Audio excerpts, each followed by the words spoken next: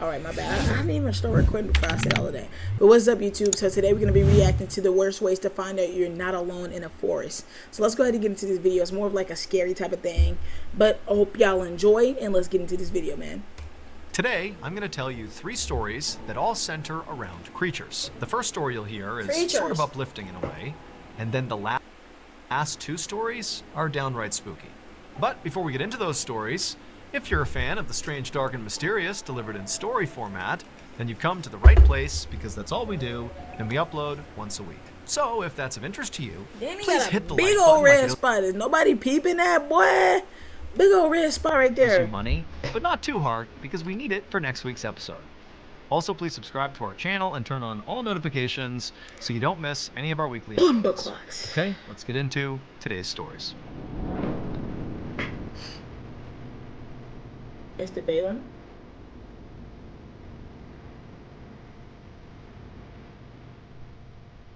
Larry Legend.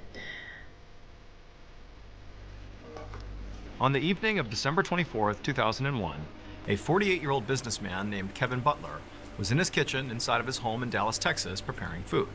The following day, he was going to bring this food to a Christmas party at his friend's house. And as Kevin was preparing this food, he heard his friend Larry, who spent a lot of time at his house, call to him from down the hall. Now, Kevin didn't really hear what Larry wanted, but he could tell from the tone of his voice that, he wanted him to come over there right now. And so Kevin said, okay, I'll be there in a second. But then, after washing off his hands and beginning to walk down the hall to go see Larry, Kevin heard another sound that stopped him in his tracks. He heard the sound of 2 men's voices coming from outside of his house. The men sounded drunk, and they sounded like they were literally in his front yard. And also, Kevin thought he recognized the voices. And so instinctively, Kevin flew over to the door and whipped it open. And sure enough, it was Johnny Serna, one of Kevin's former employees, and Daniel Torres, who was Johnny's half-brother. These were the 2 men he thought he heard outside, and here they are. And even though Kevin was expecting to see them when he opened the door, it was like seeing them in real life was just totally incendiary. Kevin was immediately so mad. For several months, Kevin and Johnny had been in this very public feud over money. And in fact, Johnny at one point had even tried to steal from Kevin by forging a check. And so now Kevin looked right at Johnny and Daniel and goes, "Oh, what are you guys here to steal from me again?" And in response, Johnny didn't say anything. He just charged forward and punched Kevin square in the face. Kevin was so stunned that he practically fell over, and then before he could do anything, Johnny and Daniel had pummeled him to the ground and were kicking and punching him, and then they dragged him further into his house and slammed the door behind him. Kevin continued to try to get away, but he just couldn't. One of the brothers was holding him down, and then before long, one of the others had gone off and come back with electrical cord, and they tied him up. Damn. And then once Kevin literally was fully bound and couldn't go anywhere, the brothers went into the kitchen, got knives, came back, and they began stabbing Kevin over and over and over again. And as all this commotion was happening out in the living room, Kevin's friend Larry, who was right down the hall, heard the whole thing. He heard the sound of, the 2 drunk guys coming in. He heard the sound of Kevin clearly being attacked. And at first, Larry was terrified and didn't know what to do. But as he heard the sound of Kevin screaming out for help, Larry jumped into action. And he flew down the hallway and he charged out there and he saw Daniel still on top of Kevin stabbing him. And Larry just went right after Daniel. Now, Larry was unarmed and really didn't stand much of a chance to begin with, but he did whatever he could to try to get Daniel off. He began biting and scratching him and doing whatever he could, but it wasn't enough. And eventually, Daniel overpowered Larry, and then before long, Johnny and Daniel were not just stabbing Kevin, but were also stabbing Larry. And so in the end, both Kevin and Larry, the 2 friends, were stabbed to death. And then after they were dead, Johnny and Daniel fled the scene. But what the 2 half-brothers didn't know was that even though they had just killed Larry, Larry had actually just made sure those 2 brothers would get caught. Because when Larry tried to fight Daniel off, he had literally bit Daniel and gotten Daniel's blood on his mouth. And ultimately, when the police showed up, they took the blood from Larry's mouth, and that was DNA evidence, and it led them right to Daniel. And so Daniel and Johnny were soon arrested and charged with murder. However, they were only charged with 1 murder. And that's because during the attack, when Larry flew down the hall to try to protect Kevin, well, he literally flew. Because Larry was not a person. Larry was Kevin's pet cockatoo. and he was named after Larry Bird. Kevin had adopted Larry 2 years earlier, and the two had become like best friends. And so when Larry heard his best friend Kevin being attacked, he flew in to try to help, and he wound up clawing and pecking at Daniel's head, ultimately getting Daniel's blood on his beak, which led to their arrest. Daniel Torres and Johnny Cerna were both ultimately convicted of murder and sentenced to life in prison. I was not expecting that to be a bird. What if I told you there was a boundless vault full of 1,000,000 secrets, buried mysteries, and life-changing adventures just waiting to be explored? A place where stories lie in wait just a tap away. Well, that place is Audible. Imagine you're stuck in rush hour traffic, just Thank you. Appreciate you. At 6:30 p.m. on July 29th, 2023, a 15-year-old girl named Talia Davila Diaz stood right outside her back door of her house, staring out at the thick, dense, shadowy rainforest that was her backyard. Talia lived in a tiny, isolated village in Peru that was literally in the middle of the Amazon rainforest. So as she was looking out, she would have seen these huge tropical trees and heard the sound of howler monkeys and exotic birds and animals moving all about, and the air would have been really thick and humid. But she wasn't thinking about any of that. Instead, she was focused on this grapefruit tree that was only a few yards away from her house. She wanted to go get a grapefruit and bring it inside and make juice for her family. However, Talia was scared. And she was scared for two reasons. The first reason was this was the Amazon, an inherently dangerous place, especially at night. There were loads of predators out there, like snakes and jaguars. But the other reason she was scared was that she was worried there could actually be something worse out in the rainforest, worse than any predators she was used to. And that was because over the last couple of weeks, people in Talia's village had been claiming they were seeing these shadowy figures lurking in the tree line with these bright green eyes that would occasionally seem like they were hunting the people of the village. Like anytime they went out, it was like these figures were kind of lurking off in the distance, but nobody knew what they were. The rumor around the village was that these shadowy figures were actually pelikaras, which translates literally to face peelers. People in Talia's village believed that pelikaras were foreigners who would kidnap locals and cut their throats and peel the skin of their face off and then sell their body fat on the black market. And the locals were so freaked out that pelikaras could be around that they began performing nightly patrols to keep the villagers safe. So Talia, again, was very scared to even leave her house at this point. But she was also trying to be reasonable. She'd gone out and gotten a grapefruit many times in the past. This was not some new behavior, so she's looking out and she sees the grapefruit tree and she knows there's a nightly patrol out right now, and I only have to go a few yards and get the fruit and get right back in the house. Like, how big of a deal could this possibly be?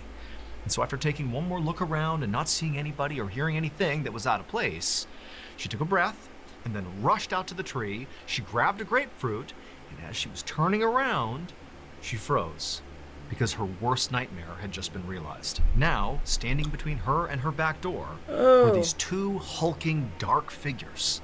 And one of them was like so tall, it was practically the size of a tree. And they both had these piercing, glowing green eyes. And they were looking right at Talia. And Talia was so instantaneously petrified that all she could do was just stand there and stare back into their green eyes.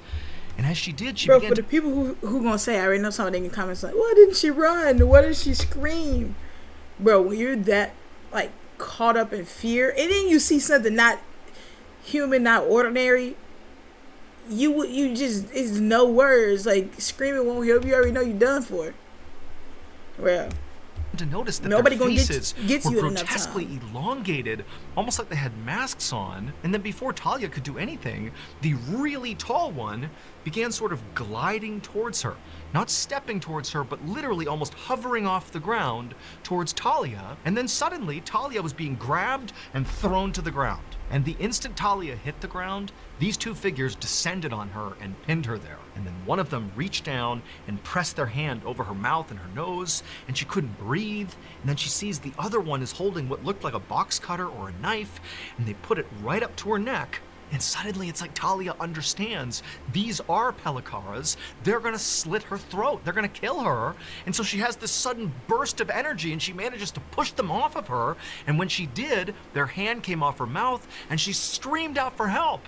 and she heard somewhere in the village voices yelling back to her, and then she heard footsteps, and she knew it was the night patrol coming to save her. And so at this point, the figures released Talia, and she scrambled to her feet and immediately ran towards her house right as the night patrol came bounding into her yard, and one of the men had a gun, and he raised it and began shooting in the direction of the figures. And Talia, she's totally panicked, and she turns around and she looks at her attackers, and she's expecting them to, be fleeing into the rainforest.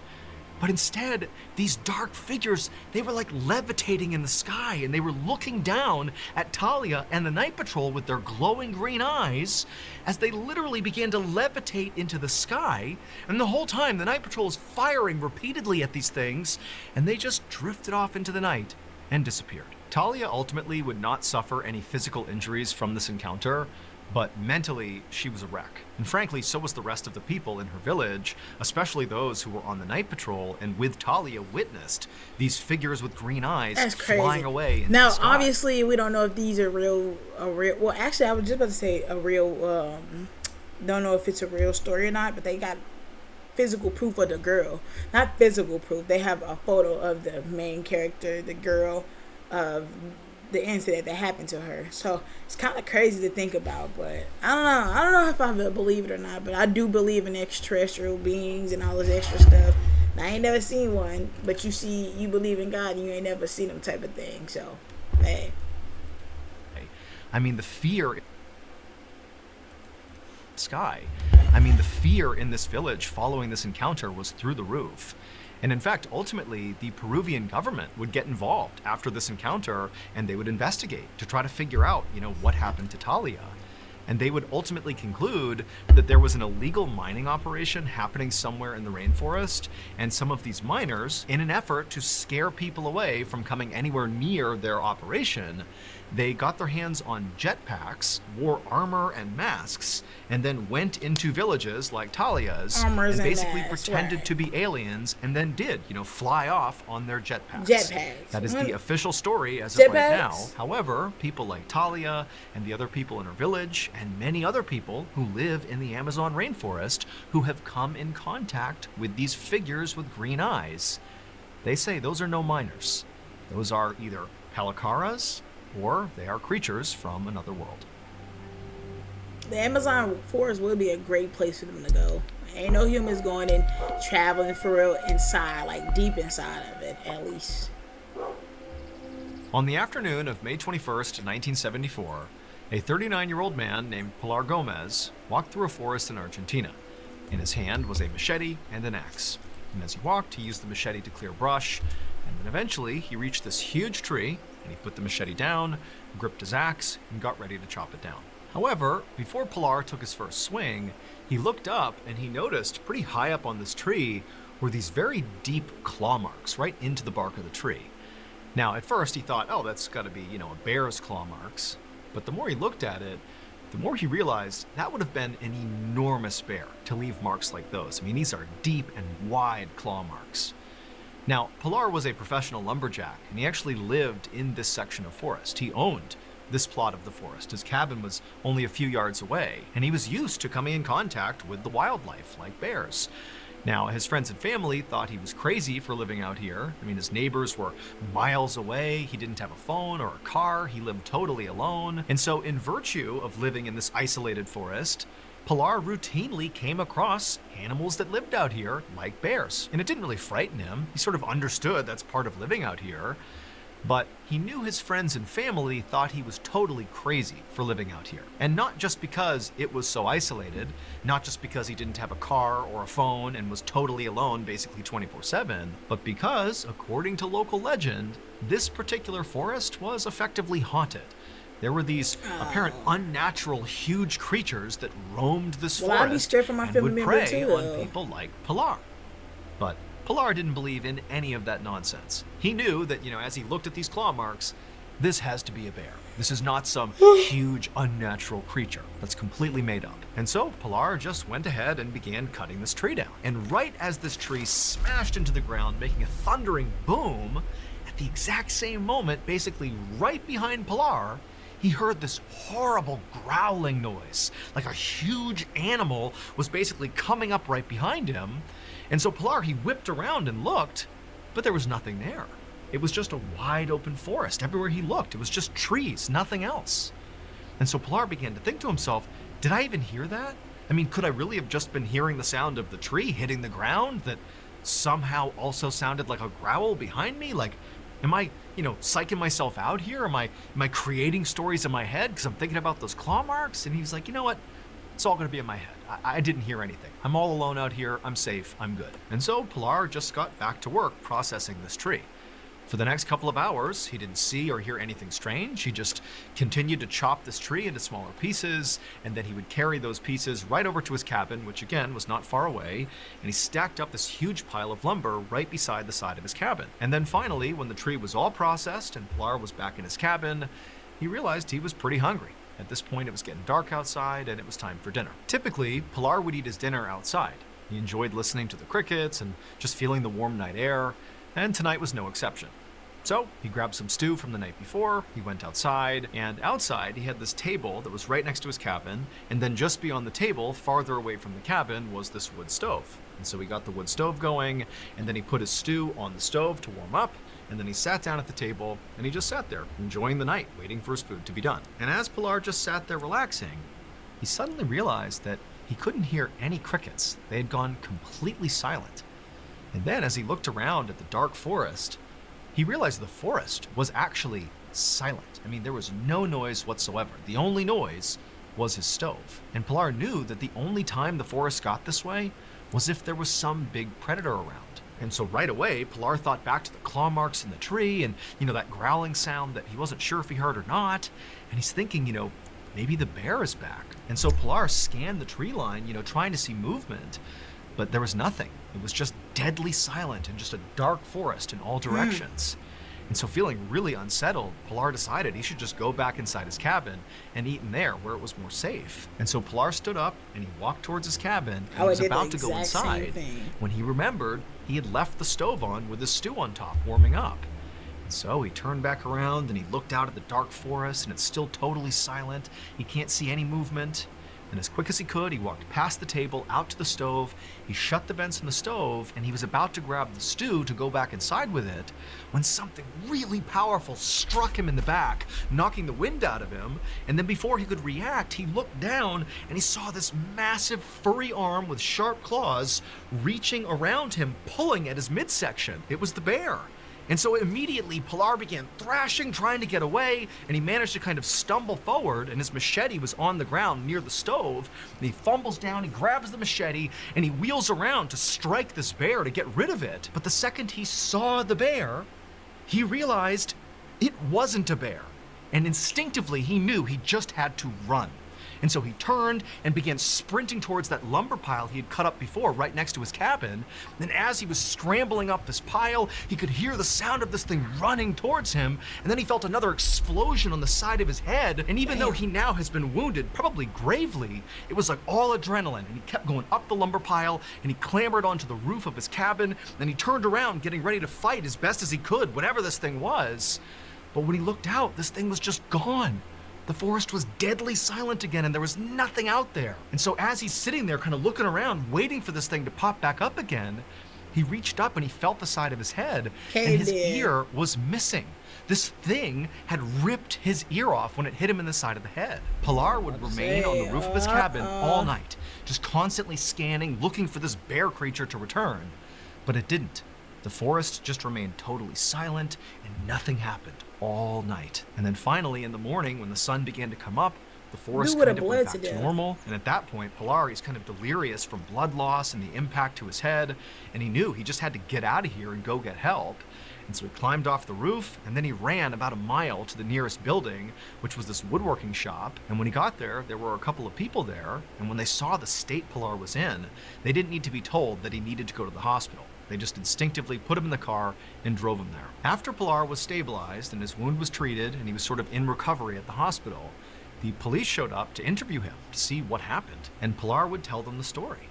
about how, the day before he had seen those claw marks in the tree, and then he had heard that loud growling sound behind him, or so he thought.